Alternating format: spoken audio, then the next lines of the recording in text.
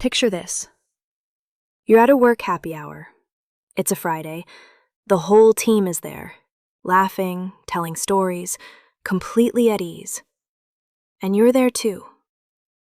You understand every single word being said. You're not lost. You're not confused. You even laugh at the right moments. But somewhere between the second drink and the group photo, you realize something. You're watching the whole thing, from the inside. Like there's this invisible wall, and everyone else is on one side and you're on the other. And the weird part? The wall isn't made of language. Your English is fine, you know that. So what is it? That feeling. That specific, hard-to-explain feeling of being present but not quite there. That's what this episode is about. And if you felt it, you are in exactly the right place. I'm Alex. And I'm Maya. And this is Speak Like You Belong, the podcast for people who already speak English but are still figuring out how to feel at home in it. And today, we're going to name something that most people have felt, but very few have actually talked about. That gap between being fluent and truly belonging. Because here's the thing. Nobody told you there was a gap. Everyone said, learn the language, and the rest follows. The rest doesn't always follow. Yeah, we found that out. By the end of this conversation, you're going to understand exactly why that outsider feeling exists, even after years, even when your English is strong.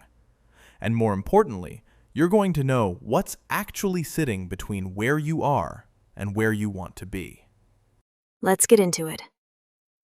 Okay, so I want to start with something that took me way too long to understand.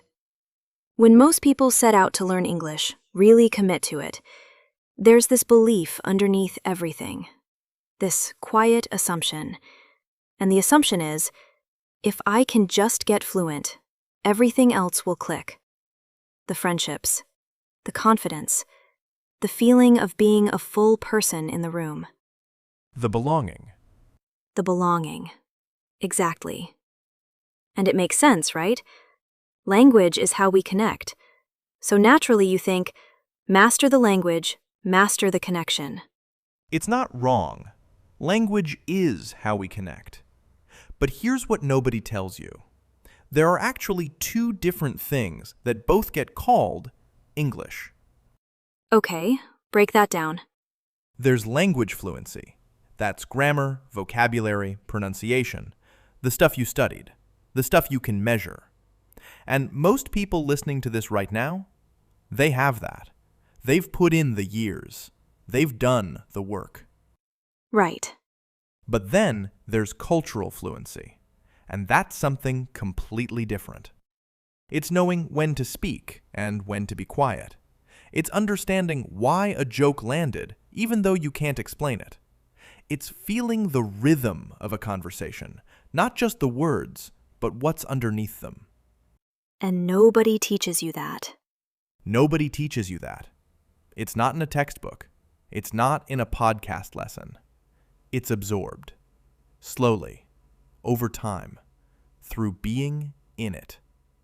So you can be completely fluent, like grammatically better than half the native speakers in your office, And still feel like you're doing an impression of someone who belongs. an impression. That is exactly what it feels like. Like you're playing a character named Person Who Fits In Here. And the exhausting part of playing a character is that you can never fully relax, because the character requires maintenance. You have to keep checking. Am I doing this right? Am I too much? Am I too little? Did that land?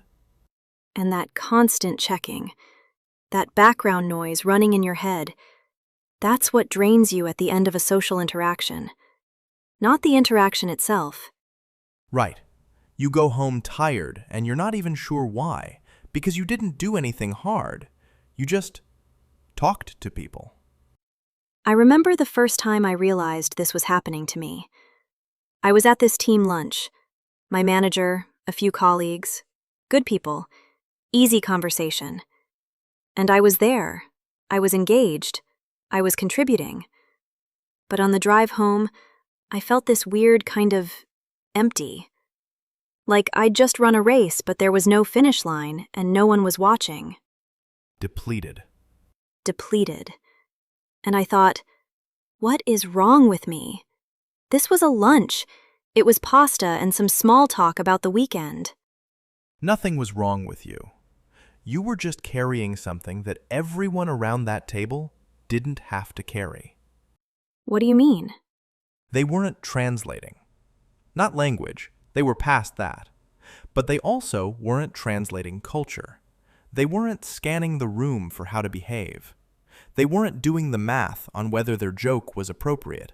They were just there. You were there and somewhere else simultaneously. That's the gap. That's the gap. And it's real. And it's not a character flaw. It's not a language problem. It's a specific kind of cognitive labor that bilingual and bicultural people carry every single day. And the people around them mostly have no idea. Okay, so now that we've named the gap, let's actually talk about what's filling it. Because in my experience, there are 3 specific things that sit between I speak English and I feel like I belong here. And we're not talking about accent. We're not talking about vocabulary. No, those are surface-level conversations. This goes deeper. Okay, what's the first one? The first one is what I call the cultural reference gap. And this one is sneaky because it doesn't announce itself. You're in a conversation. Everything's going great. And then someone makes a reference. Could be a movie, a TV show, a sports moment, a political thing from 15 years ago. And suddenly, you're outside the circle. Not because you don't understand the words, but because you don't have the shared memory of it. And everyone else just laughs. Or nods. And you do too, because that feels safer. But internally, you're doing this frantic search. What was that? Why was that funny? Should I ask? And then you decide not to ask, because asking feels like announcing yourself as an outsider, which is the thing you're trying to avoid. So you just smile and move on. And the conversation moves on. And you've just quietly missed something. And that keeps happening. Small things, one after another. And the accumulation of those moments is what makes you feel like you're watching a movie that everyone else has seen, except you. Exactly. And here's what I want to say about this one. The reference gap closes. It genuinely closes. Not overnight, but it does. Because cultural references are just shared history. And you can learn history. You're already building it every day you're here. The danger is letting the gap make you feel like you don't belong, rather than that you haven't arrived yet. Those are 2 completely different things. One is permanent. One is temporary. And most people are walking around treating a temporary situation like it's a permanent identity. Okay, second barrier. Second one is what I call the performance tax. And this is the one that nobody talks about. Ever. When you are navigating a culture that isn't fully yours yet, even if you've lived in it for years, there's a part of your brain that's always on, always monitoring, always managing how you're being perceived. The code switching cost. The code switching cost. You're not just having a conversation. You're having a conversation while also running a background process that asks, is my tone right? Am I being too formal? Too casual? Did that come across the way I meant it? Was that idiom natural, or did it sound like I was trying? And the people around you aren't running that process. They never have to. Their cultural autopilot is on. Yours isn't. And that difference, that extra cognitive load, is invisible to everyone but you. And the cruel part is that the better your English gets, the more invisible this labor becomes. Because people look at you, and they hear fluency, and they assume ease. They have no idea that speaking well and feeling easy while speaking are two very different things. There's a word for this, and we'll get to it properly in our word tour later. But the concept is masking. When you work harder than the people around you to seem like you're working the same amount. And masking is exhausting, because it costs you something real. It costs you spontaneity, the ability to just react, to say the thing that comes to mind first, because your first instinct is always run through this filter first. And that filter is actually one of the things we're going to start dismantling together on this podcast. Not by removing your awareness. That cultural awareness is actually a superpower once you stop fighting it. But by making the filter lighter, smaller, until it's not a barrier anymore. It's just fluency. Real fluency. The second kind. The second kind. Okay, third barrier. And this one is the most personal. The third one is the identity in translation problem. Say more. So, when you're operating in a language that isn't the one you grew up in, the one you think in, dream in, argue in, love in, you lose something in translation. Not vocabulary, not grammar. You lose texture, personality, the specific weight of how you are. The version of you that's funny in your first language isn't always fully translatable. The version of you that's warm, that's sharp, that's magnetic. That version has a whole set of references and rhythms and ways of being that live in one language. And when you cross over, you don't always get to bring all of it. And so what happens is that people meet a slightly smaller version of you, a more careful version, a version that's presenting itself rather than just being itself. And you know it. You can feel the gap between who you are in your head and who you come across as in the room. And that gap, that specific grief of feeling smaller than you actually are, that's one of the least talked about parts of the immigrant and non-native speaker experience. And it is very, very real. If you've ever walked out of a conversation thinking, that wasn't me, that was a polished, careful, slightly reduced version of me, you know exactly what we're talking about. And here's what we want you to hold on to right now. The goal isn't to become fluent enough that you disappear into the culture. The goal is to become confident enough that your full self has room to exist in it. That's the whole point of this podcast, honestly. Okay, so we've named the gap. We've named what's inside it. Now I want to talk about what's on the other side. What does belonging actually look like? I think most people imagine belonging as this arrival moment. Like one day something shifts and suddenly you just fit. You wake up and the wall is gone. And you finally feel at home. And some people do have a moment like that. But for most people, belonging isn't a destination you arrive at. It's a decision you make, repeatedly, in small moments. Say that again? Belonging is a decision, not a reward for fluency. Not something that happens to you when you've been somewhere long enough. It's something you actively choose, every time you decide to be in the room instead of watching the room. Every time you stop checking whether you're doing it right and just do it. Every time you say the thing that comes naturally instead of the thing that feels safe. Every time you let people see the actual you. Not the careful, managed performance version, but the actual you. With the accent, with the references they might not catch, with the humor that doesn't always land exactly right. Because here's the thing about the people who genuinely feel like they belong. They're not the ones who became indistinguishable from everyone around them. No. They're the ones who stopped trying to be. They brought themselves, fully, specifically, authentically, and they let that be enough. And that shift? That's not a language shift. No, it's an identity shift. It's the moment you stop thinking of your accent as something to apologize for, and start thinking of it as part of who you are. It's the moment you stop filtering every thought through, will this make me seem foreign? And start asking, is this true to what I think? It's the moment you realize that being different isn't what's keeping you outside the circle. Believing you don't deserve to be inside it is. Yeah.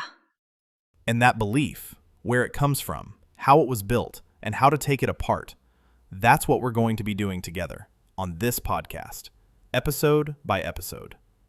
And look, we're not saying the cultural fluency stuff doesn't matter. It does. Understanding how American small talk works, how to navigate a workplace conversation, how to hold your ground in a meeting, all of that is real, and we're going to talk about all of it. But we're always going to start here, with the belief that you have a right to be in the room, not because your English is perfect, because you are. Quick word tour, embedded naturally. Before we go, we used some specific words today that are worth locking in. Not definitions, just what they actually mean when you're living them. First one, cultural fluency, not language fluency. The ability to read a room, understand what's unsaid, move naturally through the rhythms of a culture. You can have language fluency and still be working on cultural fluency. They're separate skills. Second one, code switching. When you shift the way you speak, act, or present yourself depending on your environment. Non-native speakers and immigrants do this constantly. It's a skill, but when it's always on, it becomes a cost. Third, masking. Working harder than the people around you to appear like you're working the same amount. Hiding effort to seem effortless. It's exhausting, and most people doing it don't even have a name for it. Fourth, identity in translation. The version of you that exists in your first language, fully textured, fully yourself, and the version that sometimes gets compressed when you cross into another one. The goal is to close that gap, not by changing who you are, but by giving yourself permission to bring more of it across. And last, belonging as a decision, not a reward. Not something that happens when enough time passes or your grammar gets clean enough. A choice, made in small moments, starting today. Here's what I want you to walk away with today. The wall you feel, the one between you and the room, isn't made of language. It never was.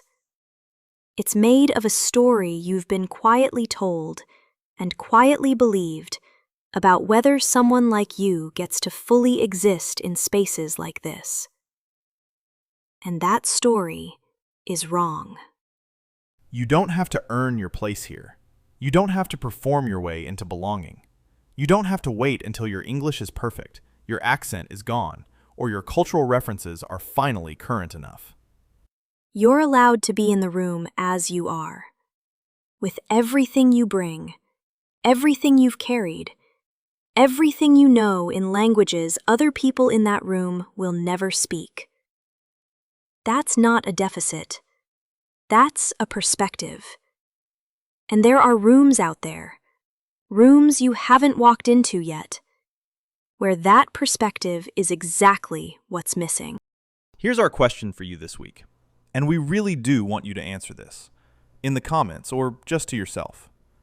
Think of one specific moment, a meeting, a party, a lunch, a conversation, where you felt that outsider feeling, where you were there, but not fully there. What was actually happening in that moment? Was it the language, or was it something else? Write it down, or leave it in the comments, because naming it is the first step to changing it, and we want to hear. We actually read these. Maya will fight me on this, but I think our comment section is one of the most real places on the internet. It genuinely is. If this episode felt like your story, if you felt that wall and never quite had the words for it, this podcast is built for you. Take care of yourself. And remember, you already belong. You just might not feel it yet. That's what we're working on. See you next time. See you next time.